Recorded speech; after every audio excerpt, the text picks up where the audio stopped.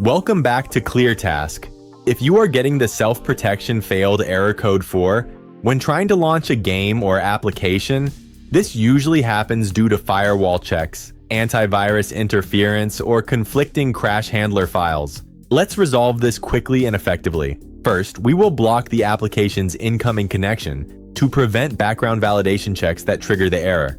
Open your Windows search bar, type Windows Defender Firewall, and launch it. On the left panel, click on Advanced Settings. Select Inbound Rules, then go to the right panel and choose New Rule. Select Program, hit Next, and browse for the main executable file of your game or application. Once selected, continue and choose Block the Connection.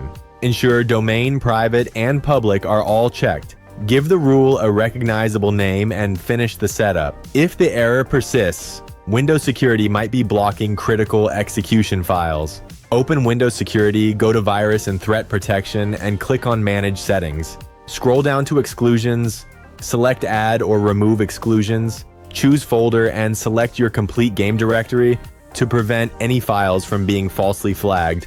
Finally, check your main game folder for conflicting residual files. Look for a file named Unity Crash Handler or Unity Crash Handler 64.exe and delete it completely. For certain titles utilizing an OnlineFix configuration, replace the OnlineFix.ini file with a fresh copy from your original downloaded archive, right-click its properties, and set it to read-only so it does not become modified upon launching. Always ensure Steam or your primary client is running in the background before opening your application. This will completely resolve error code 4. If you found this tutorial helpful, please like the video and subscribe to ClearTask for more straightforward technical solutions. See you next time.